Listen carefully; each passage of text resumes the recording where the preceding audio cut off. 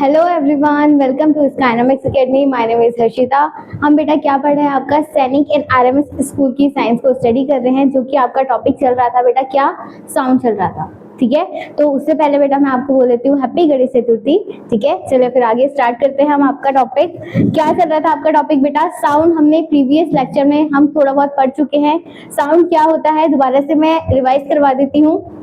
Sound basically बेटा आपकी क्या है, एक ऐसी सोर्स ऑफ एनर्जी है जो कि आपके कानों तक आवाज पहुंचाने का एक माध्यम है, मीडियम है, जिसकी वजह से आपको कोई भी चीज सुनाई देती है। ठीक है, अगर बेटा कोई भी चीज नहीं सुनाई देगी तो आप कोई भी काम नहीं कर सकते हो बेसिकली।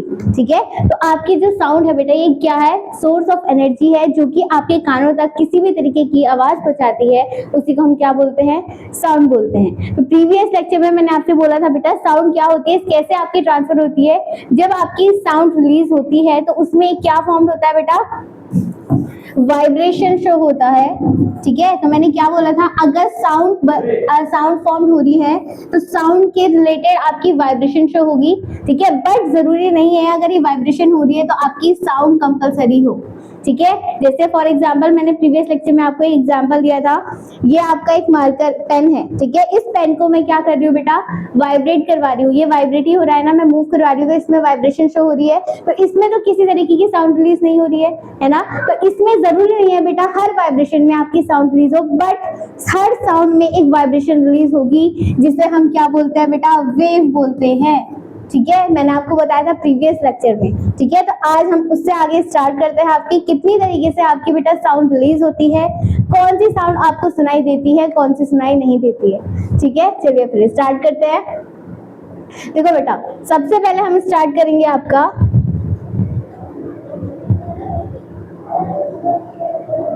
देखो एक चीज बता देती हूँ मैं पहले, कभी भी अगर कोई भी साउंड रिलीज होती है तो साउंड में जो मैंने आपसे भी बोला बेटा, जो आपकी वेव निकलती है, वेव के फॉर्म से आपकी क्या हो रही है बेटा, साउंड ट्रांसफर हो रही है। ठीक है, तो साउंड कैसे ट्रांसफर होगी, देखो यहाँ पर मैंने आपसे बोला था ना वेव कैसी होती है, वेव कैसे जाती है, इस तरीके से जाती है।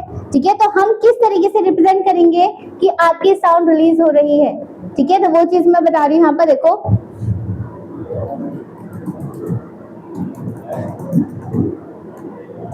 देखो बेटा, यहाँ से स्टार्ट हो रही है ये, इस तरीके से आपकी वेव ट्रांसफर होगी। ठीक है, तो ये कहलाती है आपकी बेटा वेव, कि किस तरीके से आपकी साउंड यहाँ से स्टार्ट होके वो वेव के थ्रू आपके पूरा ट्रांसफर कर रही है, इसी को आप क्या बोलोगे बेटा, वेव बोलोगे। वाइब्रेशन शो हो रही है और साउंड पास हो रही है एक पॉइंट से लेके दूसरे पॉइंट तक, तो ये प्रोसेस कहलाता है आपका वेव के थ्रू आपकी साउंड कैसे पहुंचती है। ठीक है, तो इसी ग्राफ के अकॉर्डिंग आपने आज बेटा कुछ टर्म्स पढ़नी है कि आपकी टर्म्स क्या क्या होती है, कि हम क्या क्या चीज यूज करते हैं आपके साउंड को कैलकुलेट करने के लिए या फिर साउंड को आइडेंटिफाई करने के लिए कि वो कितनी साउंड हाई पिच में है या फिर हाई लो में है। ठीक है, तो वो चीज पढ़ने वाला है। देखो यहाँ पर आपको दो तरीके की डायरेक्शन दिख रही है बेटा, आपको जो साउंड होता है ये दो तरीके के डायरेक्शन शो करेगा, दो टाइप्स का होता है। एक होगा बेटा आपका लॉन्गिट्यूडिनल वेव और दूसरी हो जाएगी बेटा आपकी ट्रांसवर्सल वेव। ठीक है, तो दो तरीके की आपको वेव दिख रही है। लॉन्गिट्यूडनल का मतलब क्या होता है बेटा, जो लेंथ वाइज हो रही है। ठीक है, तो ये आपकी जो यहाँ से लेके यहाँ तक शो हो रही है बेटा, ये लंबाई, इसे आप क्या बोल दोगे, लॉन्गिट्यूडनल वेव बोल दोगे। और ट्रांसफर वेव क्या है, यहाँ से लेके यहाँ तक की पूरी जो चौड़ाई है इसकी विड्थ जो होगी, इसे आप क्या बोल दोगे बेटा, ट्रांसफर वेव बोल दोगे। तो यहाँ तक समझ में आ गया, इस चीज को याद रखना है। तो आगे जो हम टर्म पढ़ने वाले हैं अभी वो आपको याद रखनी होगी। ठीक है, चलो नेक्स्ट एक कुछ टर्म और आती है बेटा आपकी hearing of sound. Hearing of sound, कि आपको ऐसी कौन सी साउंड सुनाई देती है ह्यूमंस को, या फिर कितने तरीके की आपकी साउंड्स होती है। तो बेसिकली बेटा आपकी तीन तरीके की साउंड्स पाई जाती है। ठीक है, एक होती है बेटा आपकी ऑडिएबल साउंड। ठीक है, दूसरी होती है बेटा आपकी इंफ्रारेड साउंड और लास्ट होती है बेटा आपकी अल्ट्रासोनिक साउंड। ठीक है, नाम से समझ में आ रहा है आप सबको? ठीक है, तो सबसे पहले हम स्टार्ट करते हैं बेटा आपकी ऑडिएबल साउंड। ऑडिएबल साउंड समझ में आ रहा है? ऑडिएबल मतलब जो हर किसी को सुनाई देती है। ठीक है, तो ये ऐसी साउंड है बेटा आपकी ऑडिएबल साउंड जो कि हर पर्सन को सुनाई देगी। ठीक है, जो जैसे फॉर एग्जांपल हम ह्यूमन बींग्स है, जो ह्यूमन बींग्स को दूसरों की आवाज सुनाई देती है, जो हम खुद बोल रहे हैं हमें जो सुनाई दे रही है, तो वो चीज को हम क्या बोलते हैं बेटा? Audible sound. जो कि ह्यूमन बींग्स को हर साउंड सुनाई देती है, वो कौन सी साउंड होगी बेटा? ऑडिबल साउंड होगी। ठीक है, ऑडिबल साउंड की बेटा जो वेवलेंथ होती है, एक तरीके से बेटा वो सॉरी वेवलेंथ कह रही बेटा, फ्रीक्वेंसी। ठीक है, जो हमारी साउंड होती है बेटा हम उसे किसके कैलकुलेट करते हैं बेटा? फ्रीक्वेंसी में कैलकुलेट करते हैं, या फिर फ्रीक्वेंसी की यूनिट होती है बेटा हर्ट्ज। ठीक है, तो हर्ट्ज में आपकी यूनिट आती है कि साउंड की पिच कितनी है। ठीक है, तो हम अगर बात करें बेटा आपके ऑडिबल की, तो ऑडिबल की जो आपकी पिच होगी या साउंड होगी वो क्या होगी बेटा? Less than 20 hertz. ठीक है, लेस देन 20 हर्ट्ज अगर होगी तो वो कहलाएगी आपकी ऑडिबल साउंड, जो कि हर किसी ह्यूमन बींग्स को या एनिमल्स को ऑलमोस्ट सबको सुनाई देती है। जो हमें जो आवाज सुनाई देती है वो होती है आपकी ऑडिबल साउंड, और उसकी पिच कितनी है? Less than 20 hertz. सेकेंड आता है बेटा आपका इंफ्रारेड साउंड। ठीक है, इंफ्रारेड साउंड क्या होगी बेटा? ये दोनों के दोनों ऐसी साउंड्स हैं जो कि ह्यूमंस को सुनाई नहीं देती है।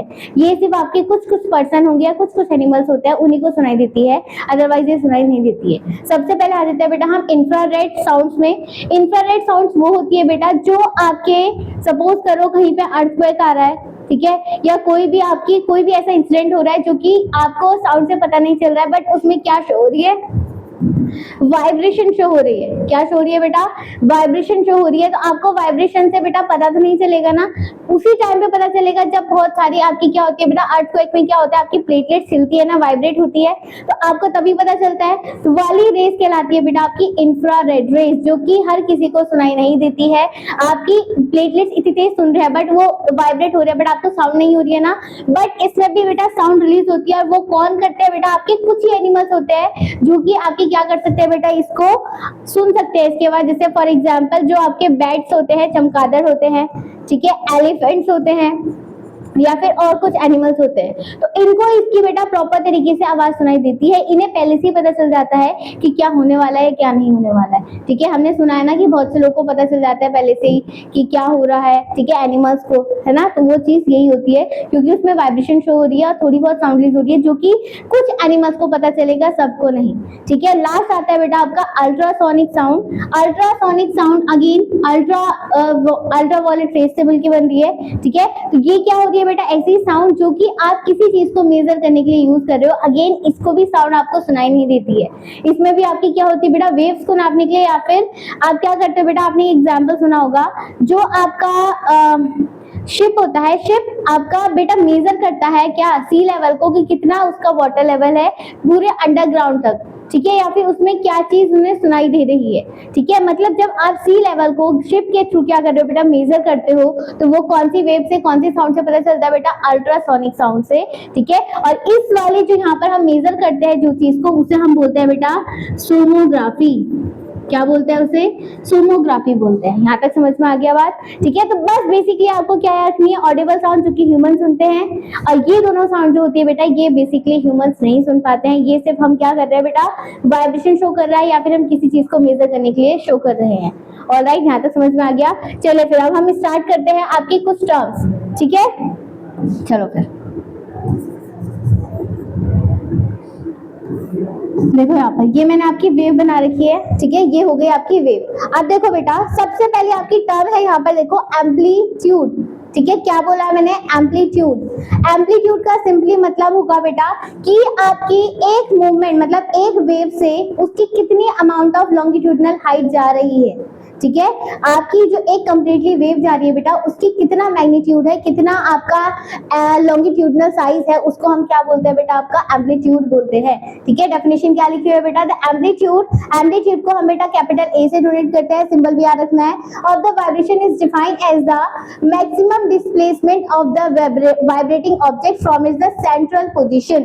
ठीक है, क्या देखो मैं यहाँ पर बताती हूँ आपको, जैसे फॉर एग्जाम्पल यहाँ पर मैंने आपकी वेव बना रखी है, ठीक है। इस वेव का बेटा ये आपकी एक वेव है। अब देखो एक चीज हमेशा याद रखना बेटा, आपकी ये कर्व जो जा रहा है बेटा, ये एक कंप्लीटली वेव नहीं होती है। वेव कहाँ पर जाके एक कंप्लीटली, आप एक कंप्लीटली वेव कब बोलोगे उसे कि कंप्लीट हो चुकी है, इस पॉइंट से जब ये मूव करती हुई जा रही है बेटा, और इसी पॉइंट में नीचे की साइड आके यहाँ पर कंप्लीट होगी, तो इस वाली वेव को हम बोलेंगे बेटा कि आपकी वन वेव कंप्लीट हो गया, या फिर आपका वन ऑसिलेशन कंप्लीट हो रखा है। क्या बोल दोगे इसे? वन ऑसिलेशन या फिर वन वेव। यहाँ तक समझ में आया, यहाँ से लेके यहाँ तक, ठीक है। तो एम्पलीट्यूड में मैंने क्या बोला बेटा, आपका यहाँ से सेंट्रल पॉइंट से लेके बेटा ये जो डिस्टेंस कहलाएगा, ये जो मैग्नीट्यूड कहलाएगा, इसे हम बोलते हैं बेटा क्या? एम्पलीट्यूड। कि आपकी साउंड की वेव बेटा कितनी अमाउंट ऑफ मैग्नीट्यूड में हाइट में जा रही है, कितनी पिच है आपकी, उसे आप बोल दोगे एम्पलीट्यूड। जैसे आपने, ये तो हमारी सिंपली वेव हो गई बेटा, अभी आप छोटी क्लास में तो ऐसी वेव पढ़ रहे हो, बट बेसिकली आपने देखा होगा, अच्छा फॉर एग्जाम्पल कभी भी आप अपने फोन में रिकॉर्ड करते हो, वॉइस आपकी रिकॉर्ड होती है, ठीक है, तो आपने वहां पर देखा होगा बेटा कुछ इस तरीके से आपकी क्या बनती है, थोड़ी जिगजैग जिगजैग जिगजैग इस तरीके से वेव आती है ना। तो ये अलग अलग तरीके की वेव आती है बेटा, बट आपको अभी फिलहाल यही पढ़ना है, ठीक है। तो यहाँ पर देखो, आप अगर एक वेव की बात करोगे तो वो क्या है बेटा, कहीं पे पिच ज्यादा हो रही है, कहीं पे पिच कम हो रही है, ठीक है। तो ये क्या बताता है बेटा, एम्पलीट्यूड कितना आपका वेव का मैग्नीट्यूड है, कितना आपका लॉन्गिट्यूडिनल डिस्टेंस है, उसको हम क्या बोलते हैं बेटा, एम्पलीट्यूड बोलते हैं। समझ में आ गई? अब ये डिस्टेंस बता रहा है, ठीक है, मैग्नीट्यूड बता रहा है, तो एम्पलीट्यूड की यूनिट क्या होगी, मीटर होगी। समझ में आ गई यहाँ तक? तो वही चीज यहाँ पर बेटा रिप्रेजेंट कर रखी है। क्या बोला है, a magnitude of a vibration is defined as the maximum displacement of a vibrating body from its central position, ठीक है, और इसकी यूनिट क्या होगी बेटा, मीटर होगी। आप मीटर से इसे मेजर करोगे। यहाँ तक समझ में आ गई बात, ठीक है। ये क्लियर रखना है यहाँ पर, आपको बहुत इंपॉर्टेंट है बेटा ये, ठीक है। नेक्स्ट आता है बेटा आपका टाइम पीरियड। क्या बोला है, टाइम पीरियड बोला है। टाइम पीरियड का मतलब क्या होगा बेटा, अगेन इस वाले डायग्राम में आ जाओ। देखो टाइम पीरियड का मतलब है बेटा, वो एक वेव को लेके बेटा यहाँ तक कितने टाइम पीरियड में कवर कर रहा है। जैसे फॉर एग्जांपल, अब देखो बेटा यहाँ पर दो चीज में डिफरेंस समझना, एक होता है बेटा आपका टाइम और एक होता है आपका टाइम पीरियड। टाइम मतलब जो चीज आपकी कंटिन्यू चल रही है वो कंटिन्यू चलती है, और टाइम पीरियड मतलब यहाँ से लेके यहाँ तक एक वेव में, एक ऑसिलेशन में कितना टाइम लगा है, उसे हम बोलेंगे टाइम पीरियड। समझ में आ गई बात, ठीक है। तो मतलब वन अपॉन टाइम टेकन, मतलब कितना आपका टाइम टेकन लगा है, तो उसे हम बोल देंगे टाइम पीरियड। तो यहाँ पर क्या बोला बेटा, यहाँ से लेके यहाँ तक पहुंचने में, एक वेव एक ऑसिलेशन को पहुंचने में कितना टाइम लगा है, इसे हम क्या बोलते हैं बेटा, टाइम पीरियड बोलते हैं। और इसके किससे डिनोट करोगे आप, कैपिटल टी से। ऑलराइट, यहाँ तक समझ में आ गया। तो सिंपली है, इसी ग्राफ को देख के आपको सारी डेफिनेशन या फिर सारी टर्म्स आपको याद हो जाएगी। ऑलराइट, चलो क्या लिखा हुआ है बेटा, टाइम पीरियड क्या होता है, time period is the time taken of the vibration या फिर oscillation object to complete the one vibration, जब तक वो एक वाइब्रेशन कंप्लीट नहीं कर रहा है। देखो यहाँ पर मैं दोबारा से बता रही हूँ, एक ये मैंने एक वेव बनाया, अब ये यहाँ से लेके मूव करता हुआ बेटा यहाँ पर आया, तो ये यहाँ से स्टार्ट हुई ना, यहाँ से लेके जब वो इस पॉइंट में आके कंप्लीट करेगा नीचे की साइड में, तब जाके वो वन वेव कंप्लीट हो गया। सपोज करो आपकी ये यहाँ से स्टार्ट हुई है, क्या वेव बननी यहाँ से स्टार्ट हुई है, तो नेक्स्ट वाली वेव बेटा यहाँ से बन के कहाँ पर कंप्लीट होगी, इस पॉइंट में आके कंप्लीट होगी। समझ में आ गई बात, एक कंप्लीट ऑसिलेशन कंप्लीट होगा, चाहे आप किसी भी पोजीशन में क्यों ना आ जाओ, इसे क्या कहोगे आप, एक ऑसिलेशन जब तक वो पूरा एक राउंड कंप्लीट नहीं करता है ऊपर से नीचे तक का, उसे हम बोलते हैं बेटा एक कंप्लीटली ऑसिलेशन, ठीक है। तो यहाँ पर बोला बेटा यहाँ से लेके यहाँ तक का जो टाइम पीरियड है, इसे हम क्या बोलते हैं, ऑसिलेशन है, इसे हम बोलेंगे टाइम पीरियड की, उसका कितना टाइम दिया है, ठीक है। तो क्या लिखा हुआ है बेटा यहाँ पर, is the time taken the variation objects to complete the one vibration. Example the time taken of the pendulum. जैसे फॉर एग्जांपल बेटा आपका मैंने एक पेंडुलम है, ठीक है, इस पेंडुलम को मैंने क्या करा बेटा, एक फोर्स लगाई, और वो फोर्स लगाने के बाद अभी देखो ये अपनी पोजीशन में है, इसमें मैंने फोर्स लगाई, ये आपका इस पोजीशन में जाएगा, सबसे पहले आगे की साइड मूव करेगा, ठीक है, देन फिर यहाँ से दोबारा से अपनी पोजीशन में आएगा, देन फिर बैकवर्ड जाएगा, ठीक है, देन फिर क्या गया बेटा, बैकवर्ड गया। तो बेटा उसको यहाँ से लेके स्टार्ट करने में ये क्या बेटा, यहाँ से स्टार्ट हुई ऑसिलेशन, यहाँ से जाके देन यहाँ पर गया, यहाँ से जाके बेटा वो कंप्लीटली यहाँ तक जब और वापस यहाँ पर नहीं आता है तब तक उसे हम क्या बोलेंगे बेटा, वन ऑसिलेशन बोलेंगे। ठीक है, ये एग्जांपल है, क्या लिखा है, the time taken of by the pendulum bob to travel the A B then B and C and back towards the A. ये ए था, देन बी गया, देन सी गया। जब बेटा वो वापस अपने ए पोजीशन में नहीं आता है उसे हम क्या बोलेंगे बेटा, वन ऑसिलेशन बोलेंगे। ठीक है, तो यही चीज आपको बता रखी है यहाँ पर। और जो टाइम पीरियड होता है बेटा उसे हम किससे मेजर करेंगे, सेकंड से। किससे मेजर करोगे, उसे सेकंड से मेजर करोगे। देखो यहाँ पर लिखा हुआ है। यहाँ तक समझ में आ गई बात। चलिए फिर, इजी लग रहा है ना, आपको सिर्फ एक वेव का डायग्राम समझना है और इसी से आपकी सब चीज यहाँ पर रिप्रेजेंट कर रखी है। देखो चलो फिर नेक्स्ट देखो, यहाँ पर ये डायग्राम दे रखा है, आपकी एक सिंपल पेंडुलम थी, अभी ये ए पोजीशन में है। ठीक है, इसमें आपने क्या करा बेटा, एक फोर्स लगाई जिससे ये आगे मूव कर दिया, तो ये आपकी बी पोजीशन हो गई। देन फिर ये फिर से अपनी पोजीशन में आया में और फिर बैकवर्ड गया तो ये सी पोजीशन हो गई। तो ये जो आपका बेटा कंप्लीटली यहाँ से लेके यहाँ तक आके दोबारा इस पोजीशन में आएगा, तब जाके आपका ये क्या होगा बेटा, एक ऑसिलेशन कंप्लीट होगा। क्या होगा बेटा, वन ऑसिलेशन कंप्लीट होगा। जब वो अपने दोबारा से ए पोजीशन में आके आ जाएगा तभी आप क्या मानोगे, इसे वन ऑसिलेशन। ठीक है, उसके बाद भी अगर वो मूव करता है तो वहीं से स्टार्ट कर रहा है तो वो होगा बेटा सेकेंड ऑसिलेशन।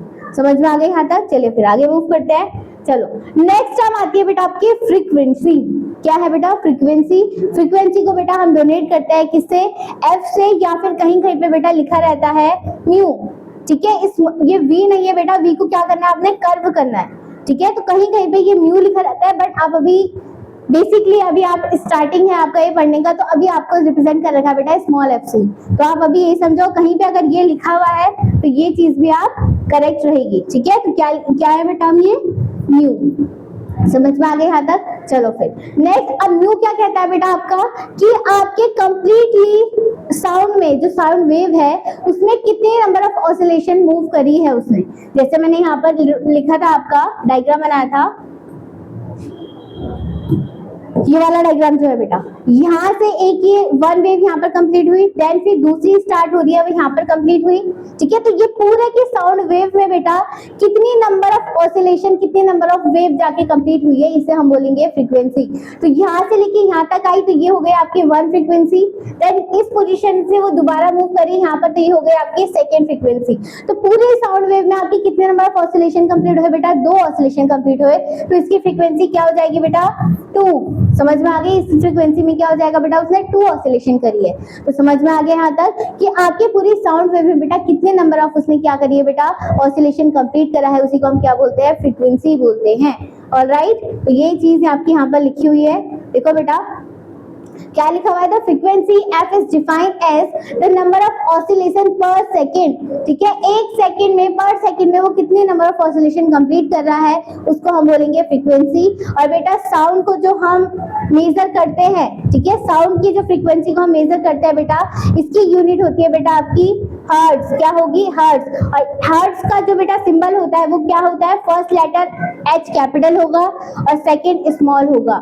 समझ में आ गई। तो क्या लिखी हुई बेटा, it is measured by the hertz. ठीक है, कैपिटल एच और स्मॉल जेड। ठीक है, विद एग्जांपल दे रखा है बेटा, when an object move for one oscillation in the 1 second then its frequency is 1 hertz. मतलब आपकी एक साउंड वेव है, उसमें उसने बेटा 1 ऑसिलेशन कंप्लीट करा, उसकी फ्रीक्वेंसी क्या हो जाएगी, 1 फ्रीक्वेंसी हो जाएगी। और ऑसिलेशन 2 कंप्लीट करे तो फ्रीक्वेंसी क्या हो जाएगी, 2 हो जाएगी। तो इसका सिंपली फॉर्मूला क्या है बेटा, एफ इज इक्वल्स टू कितने नंबर ऑफ ऑसिलेशन है इनटू कितनी फ्रीक्वेंसी में। तो 20 से आप जब जितनी ऑसिलेशन कंप्लीट करा है उसने पर सेकंड में, एक सेकंड में उसने 20 ऑसिलेशन कंप्लीट कर दिया, तो क्या करोगे, 20 इंटू 2।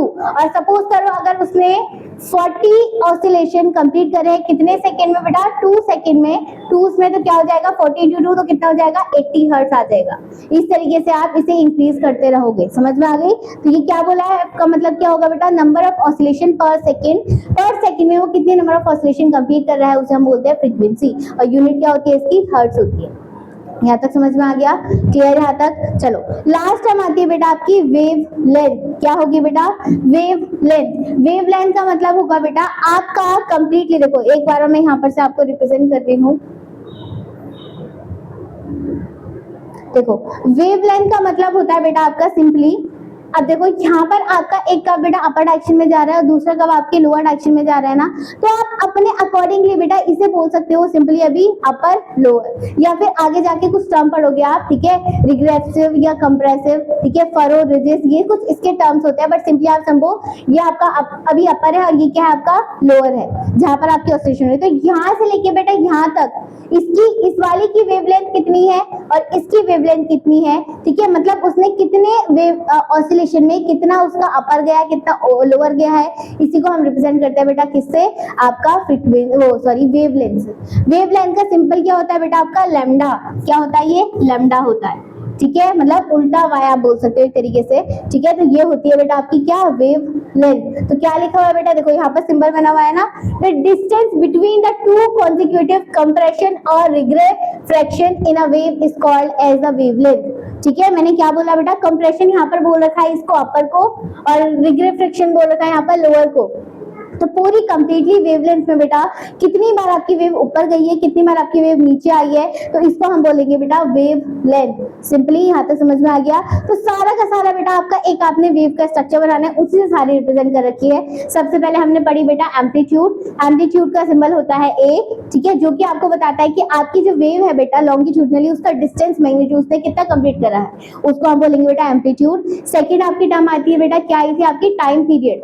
आपकी कंप्लीटली एक ऑसिलेशन में एक पूरी कंप्लीट वेव होने में उसने पर सेकंड में कितना टाइम लिया है, उसको हम बोलेंगे बेटा क्या, टाइम पीरियड। थर्ड आई थी बेटा आपकी क्या, फ्रीक्वेंसी। फ्रीक्वेंसी का मतलब क्या है आपका, सिंपली कि आपका पर सेकंड में बेटा कितनी नंबर ऑफ वेव या कितनी नंबर ऑफ ऑसिलेशन कंप्लीट हो रही है। जैसे आपका पूरा एक वेव है बेटा, एक सेकंड में उसने 2 वेव कंप्लीट कर चुकी है, तो उसका वेव क्या हो जाएगा बेटा, 2 हर्ट्ज हो जाएगी, उसकी वेवलेंथ फ्रीक्वेंसी क्या हो जाएगी, 2 हर्ट्ज हो जाएगी। समझ में आ गया। लास्ट टर्म है बेटा आपकी वेवलेंथ। वेवलेंथ क्या बताएगी, आपकी अपर वेव कितनी गई और लोअर वेव कितनी गई, टोटल डिस्टेंस कवर करने में, उसे हम कहेंगे बेटा वेवलेंथ। समझ में आ गया यहाँ तक, ठीक है। तो इसका सिंबल क्या होता है बेटा आपका, लैम्डा हो जाएगा।